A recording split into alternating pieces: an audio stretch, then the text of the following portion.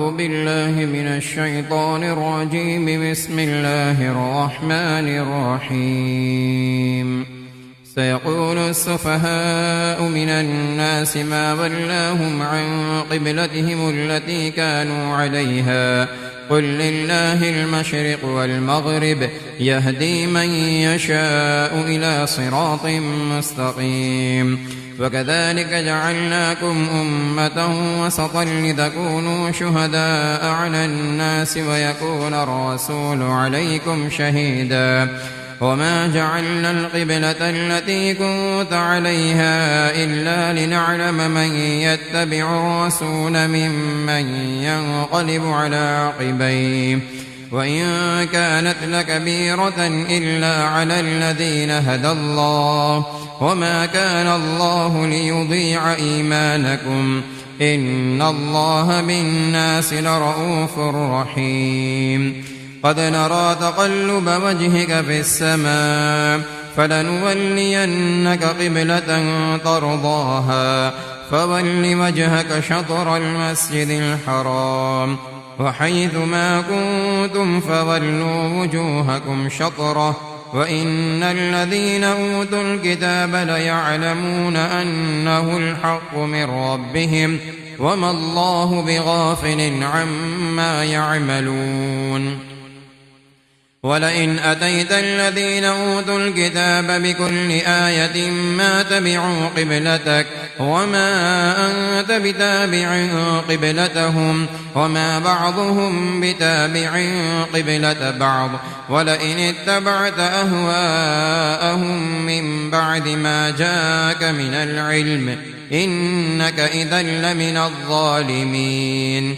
الذين آتيناهم الكتاب يعرفونه كما يعرفون أبناءهم وإن فريقا منهم ليكتمون الحق وهم يعلمون. الحق من ربك فلا تكونن من الممترين. ولكل وجهة هو موليها فاستبقوا الخيرات أينما تكونوا يأت بكم الله جميعا إن الله على كل شيء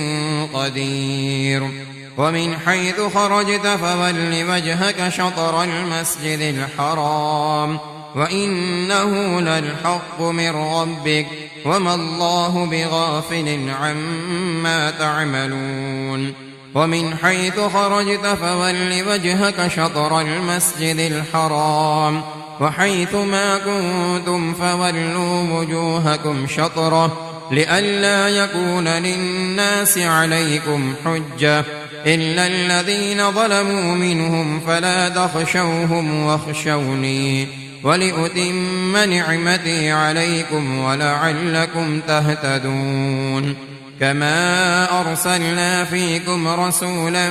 منكم يتلو عليكم آياتنا ويزكيكم ويعلمكم الكتاب والحكمة ويعلمكم ما لم تكونوا تعلمون. فاذكروني أذكركم واشكروا لي ولا تكفرون. يا أيها الذين آمنوا استعينوا بالصبر والصلاة إن الله مع الصابرين. ولا تقولوا لمن يقتل في سبيل الله أموات بل أحياء ولكن لا تشعرون. ولنبلونكم بشيء من الخوف والجوع ونقص من الأموال والأنفس والثمرات وبشر الصابرين الذين إذا أصابتهم مصيبة قالوا إنا لله وإنا إليه راجعون. أولئك عليهم صلوات من ربهم ورحمة وأولئك هم المهتدون. إن الصفا والمروة من شعائر الله فمن حج البيت أو اعتمر فلا جناح عليه أن يطوف بهما ومن تطوع خيرا فإن الله شاكر عليم. إن الذين يكتمون ما أنزلنا من البينات والهدى من بعد ما بيناه للناس في الكتاب أولئك يلعنهم الله ويلعنهم اللاعنون إلا الذين تابوا وأصلحوا وبينوا فأولئك أتوب عليهم وأنا التواب الرحيم. إن الذين كفروا وماتوا وهم كفار أولئك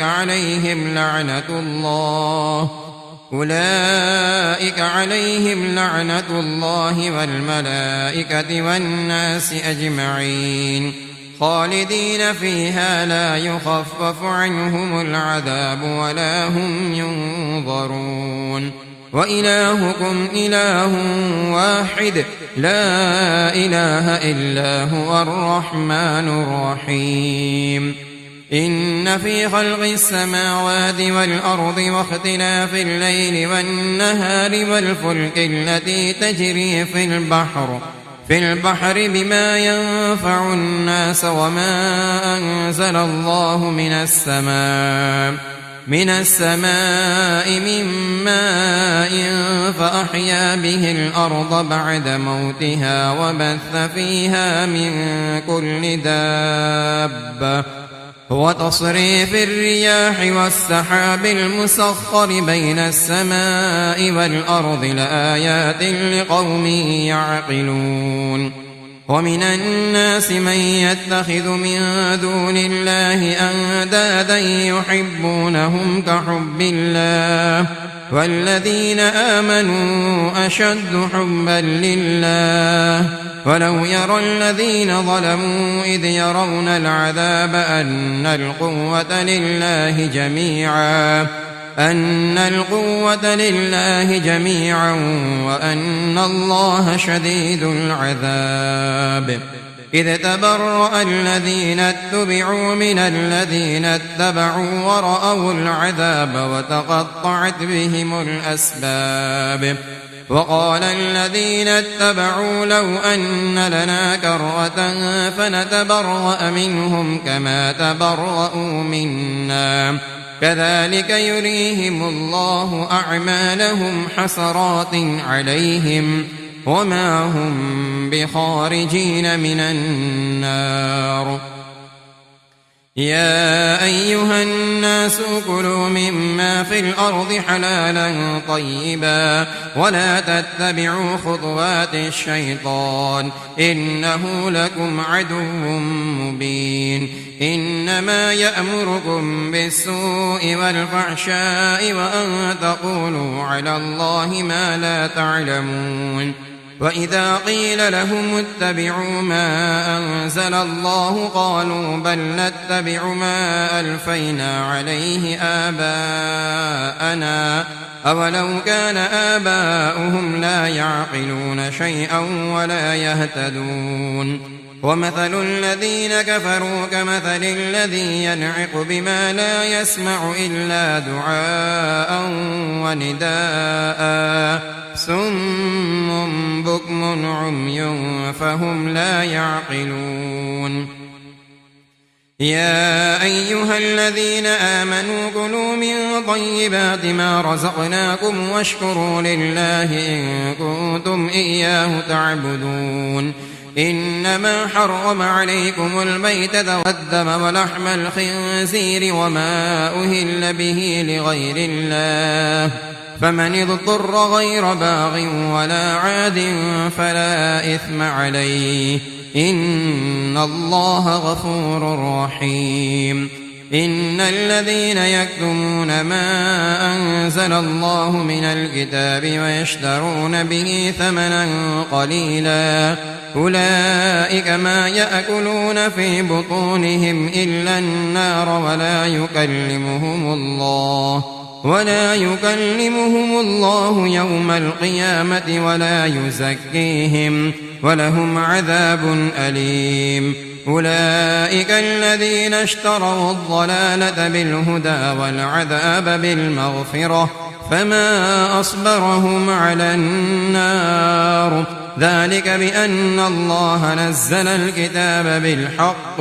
وإن الذين اختلفوا في الكتاب لفي شقاق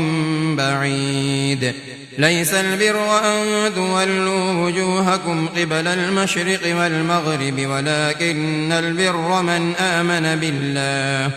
من آمن بالله واليوم الآخر والملائكة والكتاب والنبيين وآتى المال على حبه ذوي القربى واليتامى والمساكين وابن السبيل والسائلين وفي الرقاب وأقام الصلاة وآتى الزكاة والموفون بعهدهم إذا عاهدوا والصابرين في البأساء والضراء وحين البأس أولئك الذين صدقوا وأولئك هم المتقون يا أيها الذين آمنوا كتب عليكم القصاص في القتلى الحر بالحر والعبد بالعبد والأنثى بالأنثى فمن عفي له من أخيه شيء فاتباع بالمعروف وأداء إليه بإحسان ذلك تخفيف من ربكم ورحمة فمن اعتدى بعد ذلك فله عذاب أليم ولكم في القصاص حياة يا أولي الألباب لعلكم تتقون كتب عليكم إذا حضر أحدكم الموت إن ترك خيرا الوصية للوالدين والأقربين بالمعروف حقا على المتقين فمن بدله بعدما سمعه فإنما إثمه على الذين يبدلونه إن الله سميع عليم فمن خاف من موص جنفا أو إثما فأصلح بينهم فلا إثم عليه إن الله غفور رحيم يا أيها الذين آمنوا كتب عليكم الصيام كما كتب على الذين من قبلكم لعلكم تتقون أياما معدودات فمن كان منكم مريضا أو على سفر فعدة من أيام أخر وعلى الذين يطيقونه فدية طعام مسكين فمن تطوع خيرا فهو خير له وأن تصوموا خير لكم إن كنتم تعلمون شهر رمضان الذي أنزل فيه القرآن هدى للناس وبينات من الهدى والفرقان فمن شهد منكم الشهر فليصم ومن كان مريضا أو على سفر فعدة من أيام أخر يريد الله بكم اليسر ولا يريد بكم العسر ولتكملوا العدة ولتكبروا الله على ما هداكم ولعلكم تشكرون وإذا سألك عبادي عني فإني قريب أجيب دعوة الداع إذا دعاني فليستجيبوا لي وليؤمنوا بي لعلهم يرشدون أحل لكم ليلة الصيام الرفث إلى نسائكم هن لباس لكم وأنتم لباس لهن علم الله أنكم كنتم تختانون أنفسكم فتاب عليكم وعفى عنكم فالآن باشروهن وابتغوا ما كتب الله لكم وكلوا واشربوا حتى يتبين لكم الخيط الأبيض من الخيط الأسود من الفجر ثم أتموا الصيام إلى الليل ولا تباشروهن وأنتم عاكفون في المساجد تلك حدود الله فلا تقربوها كذلك يبين الله آياته للناس لعلهم يتقون ولا تأكلوا أموالكم بينكم بالباطل وتدلوا بها إلى الحكام لتأكلوا فريقا من أموال الناس بالإثم وأنتم تعلمون. يسألونك عن الأهلة قل هي مواقيت للناس والحج وليس البر بأن تأتوا البيوت من ظهورها ولكن البر من اتقى وأتوا البيوت من أبوابها واتقوا الله لعلكم تفلحون. وقاتلوا في سبيل الله الذين يقاتلونكم ولا تعتدوا إن الله لا يحب المعتدين. واقتلوهم حيث ثقفتموهم وأخرجوهم من حيث أخرجوكم والفتنة أشد من القتل ولا تقاتلوهم عند المسجد الحرام حتى يقاتلوكم فيه فإن قاتلوكم فاقتلوهم كذلك جزاء الكافرين. فإن انتهوا فإن الله غفور رحيم. وقاتلوهم حتى لا تكون فتنة ويكون الدين لله فإن انتهوا فلا عدوان إلا على الظالمين. الشهر الحرام بالشهر الحرام والحرمات قصاص فمن اعتدى عليكم فاعتدوا عليه بمثل ما اعتدى عليكم واتقوا الله واعلموا أن الله مع المتقين. وأنفقوا في سبيل الله ولا تلقوا بأيديكم إلى التهلكة وأحسنوا إن الله يحب المحسنين. وأتموا الحج والعمرة لله فإن أحصرتم فما استيسر من الهدي ولا تحلقوا رؤوسكم حتى يبلغ الهدي محله فمن كان منكم مريضا أو به أذى من رأسه ففدية من صيام أو صدقة أو نسك فإذا أمنتم فمن تمتع بالأمرة إلى الحج فما استيسر من الهدي فمن لم يجد فصيام 3 أيام في الحج و7 إذا رجعتم تلك 10 كاملة ذلك لمن لم يكن أهله حاضر المسجد الحرام واتقوا الله واعلموا أن الله شديد العقاب. الحج أشهر معلومات فمن فرض فيهن الحج فلا رفث ولا فسوق ولا جدال في الحج وما تفعلوا من خير يعلمه الله وتزودوا فإن خير الزاد التقوى واتقون يا أولي الألباب. ليس عليكم جناح أن تبتغوا فضلا من ربكم فإذا أفضتم من عرفات فاذكروا الله عند المشعر الحرام واذكروه كما هداكم وإن كنتم من قبله لمن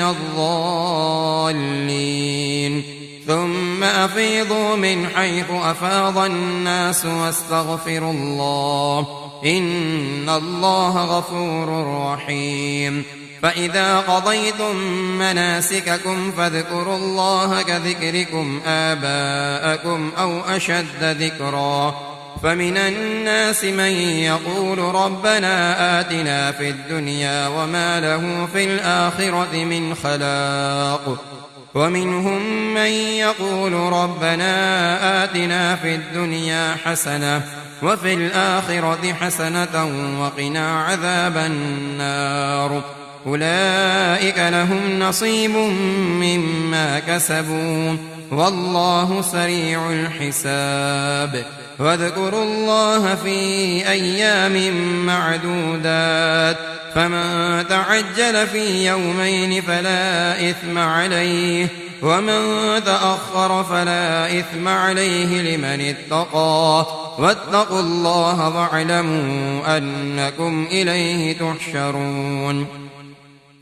ومن الناس من يعجبك قوله في الحياة الدنيا ويشهد الله على ما في قلبه وهو على الخصام وإذا تولى سعى في الأرض ليفسد فيها ويهلك الحرث والنسل والله لا يحب الفساد وإذا قيل له اتق الله أخذته العزة بالإثم فحسبه جهنم ولبئس المهاد ومن الناس من يشري نفسه ابتغاء مرضات الله والله رؤوف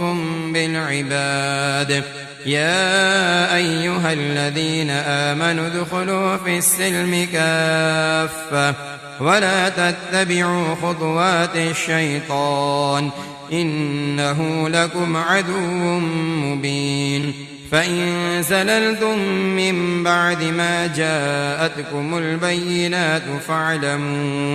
فاعلموا أن الله عزيز حكيم هل ينظرون إلا أن يأتيهم الله في ظلل من الغمام والملائكة وقضي الأمر وإلى الله ترجع الأمور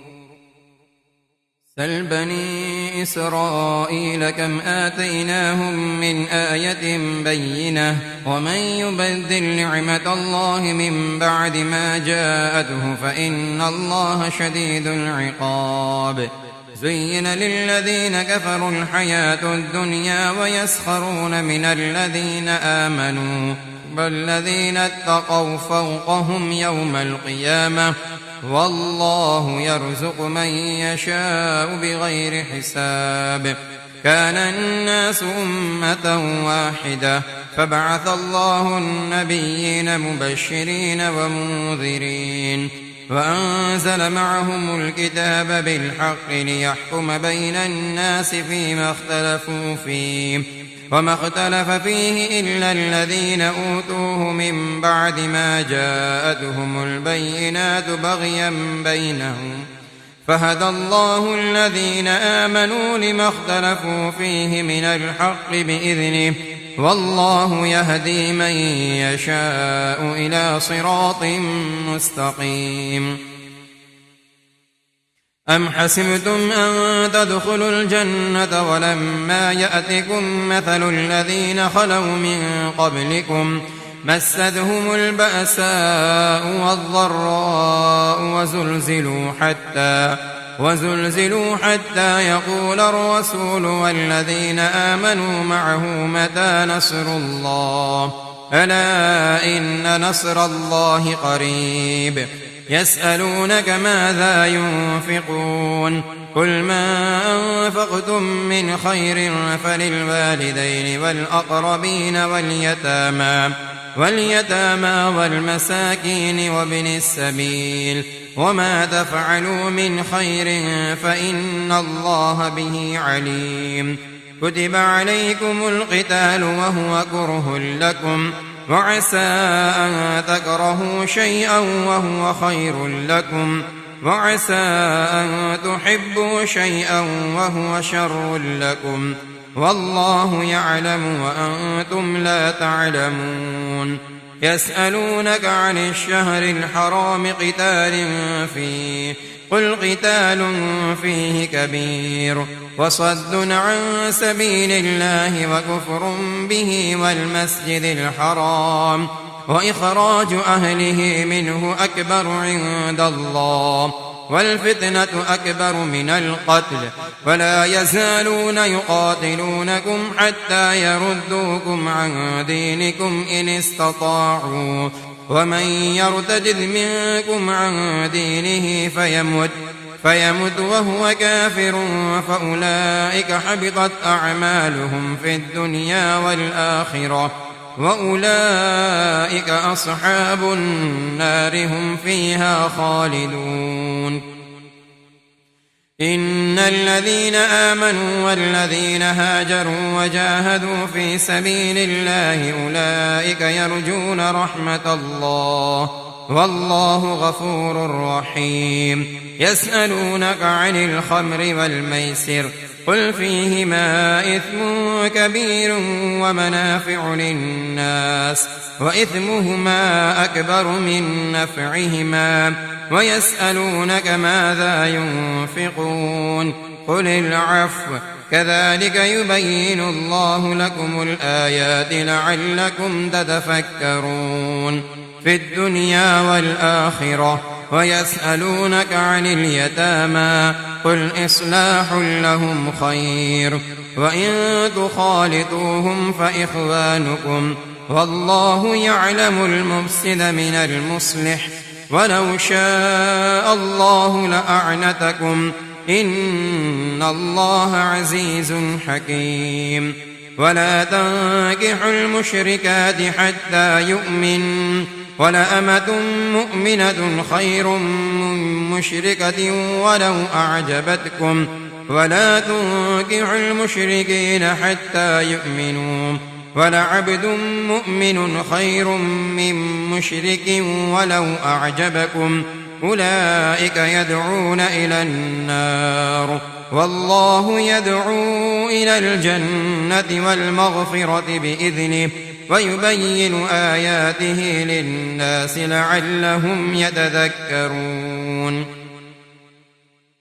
ويسألونك عن المحيض قل هو أذى فاعتزلوا النساء في المحيض ولا تقربوهن حتى يطهرن فإذا تطهرن فأتوهن من حيث أمركم الله إن الله يحب التوابين ويحب المتطهرين. نساؤكم حرث لكم فأتوا حرثكم أنى شئتم وقدموا لأنفسكم واتقوا الله واعلموا أنكم ملاقوه وبشر المؤمنين. ولا تجعلوا الله عرضة لأيمانكم أن تبروا وتتقوا وتصلحوا بين الناس والله سميع عليم. لا يؤاخذكم الله باللغو في أيمانكم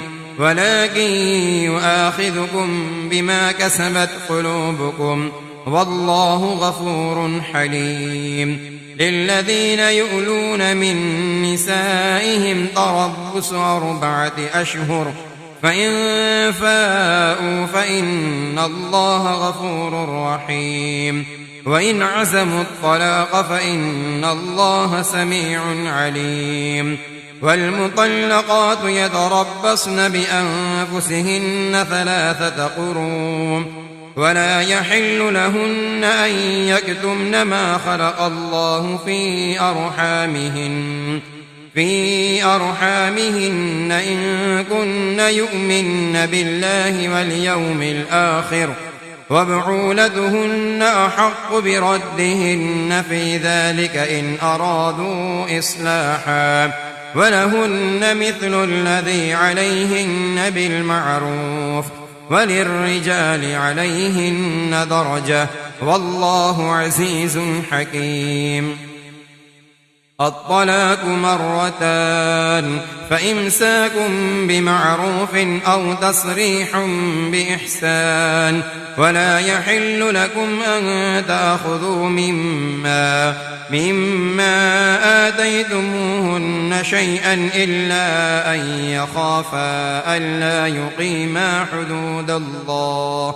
فإن خفتم ألا يقيما حدود الله فلا جناح عليهما فيما افتدت به تلك حدود الله فلا تعتدوها ومن يتعد حدود الله فأولئك هم الظالمون.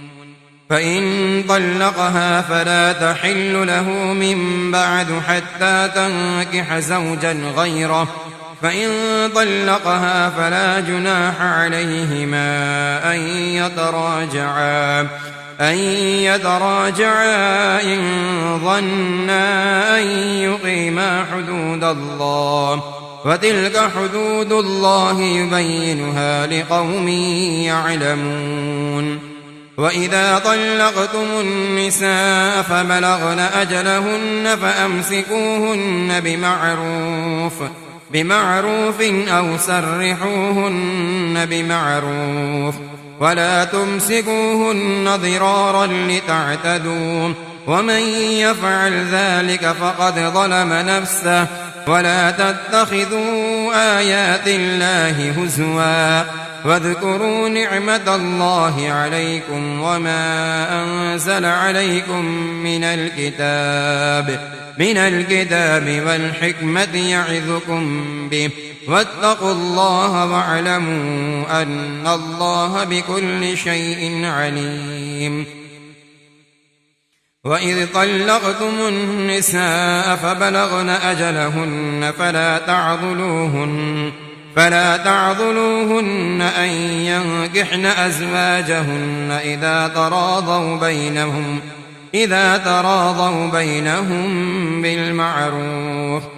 ذلك يوعظ به من كان منكم يؤمن بالله واليوم الآخر ذلكم أزكى لكم وأطهر والله يعلم وأنتم لا تعلمون والوالدات يرضعن أولادهن حولين كاملين لمن أراد أن يتم الرضاعة وعلى المولود له رزقهن وكسوتهن بالمعروف لا تكلف نفس إلا وسعها لا تضار والدة بولدها ولا مولود له بولده وعلى الوارث مثل ذلك فإن أرادا فصالا عن تراض منهما وتشاور فلا جناح عليهما وإن أردتم أن تسترضعوا أولادكم فلا جناح عليكم إذا سلمتم ما آتيتم بالمعروف واتقوا الله واعلموا أن الله بما تعملون بصير والذين يتوفون منكم ويذرون أزواجا يتربصن بأنفسهن 4 أشهر وعشرا فإذا بلغن أجلهن فلا جناح عليكم فيما فعلن في أنفسهن بالمعروف والله بما تعملون خبير ولا جناح عليكم فيما عرضتم به من خطبة النساء أو أكننتم في أنفسكم علم الله أنكم ستذكرونهن ولكن لا تواعدوهن سرا إلا أن تقولوا قولا معروفا ولا تعزموا عقدة النكاح حتى يبلغ الكتاب أجله واعلموا أن الله يعلم ما في أنفسكم فاحذروه واعلموا أن الله غفور حليم لا جناح عليكم إن طلقتم النساء ما لم تمسوهن أو تفرضوا لهن فريضة ومتعوهن على الموسع قدره وعلى المقتر قدره متاعا بالمعروف حقا على المحسنين وإن طلقتموهن من قبل أن تمسوهن وقد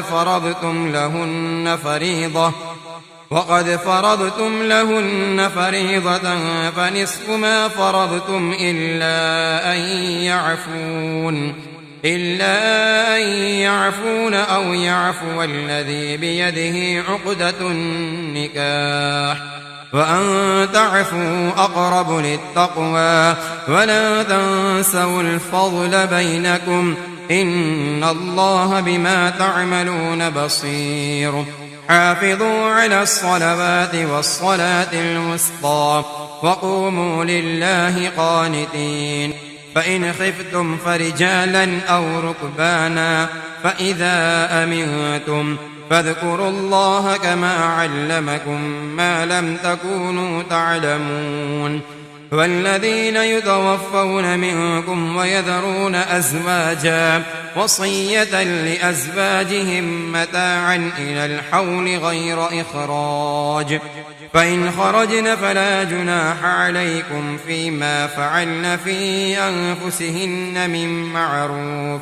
والله عزيز حكيم. وللمطلقات متاع بالمعروف حقا على المتقين، كذلك يبين الله لكم آياته لعلكم تعقلون. ألم تر إلى الذين خرجوا من ديارهم وهم ألوف حذر الموت فقال لهم الله موتوا ثم أحياهم، إن الله لذو فضل على الناس ولكن أكثر الناس لا يشكرون.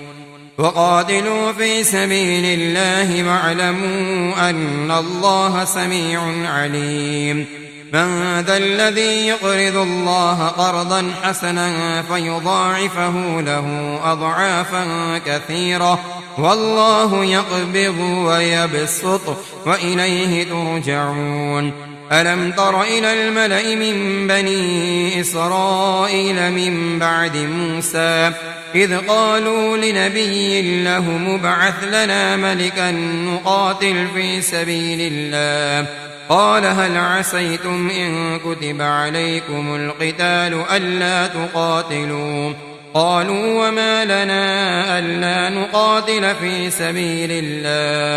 في سبيل الله وقد أخرجنا من ديارنا وأبنائنا. فلما كتب عليهم القتال تولوا إلا قليلا منهم والله عليم بالظالمين.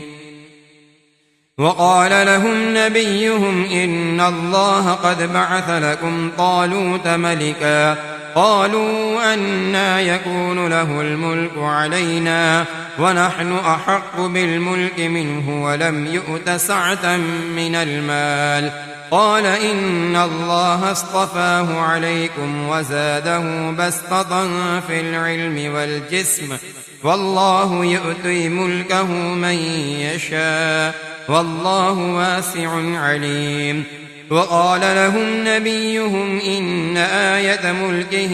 أن يأتيكم التابوت فيه سكينة من ربكم وبقية مما ترك آل موسى وآل هارون تحمله الملائكة إن في ذلك لآية لكم إن كنتم مؤمنين. فلما فصل طالوت بالجنود قال إن الله مبتليكم بنهر فمن شرب منه فليس مني ومن لم يطعمه فإنه مني إلا من اغترف غرفة بيده فشربوا منه إلا قليلا منهم. فلما جاوزه هو والذين آمنوا معه قالوا لا طاقة لنا اليوم بجالوت وجنوده قال الذين يظنون أنهم ملاقو الله كم من فئة قليلة غلبت فئة كثيرة بإذن الله والله مع الصابرين. ولما برزوا لجالوت وجنوده قالوا ربنا أفرغ علينا صبرا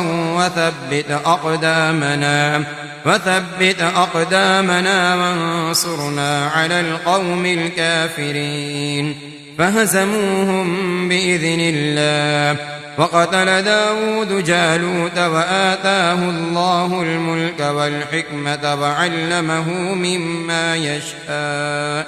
ولولا دفع الله الناس بعضهم ببعض ببعض لفسدت الأرض ولكن الله ذو فضل على العالمين تلك آيات الله نتلوها عليك بالحق وإنك لمن المرسلين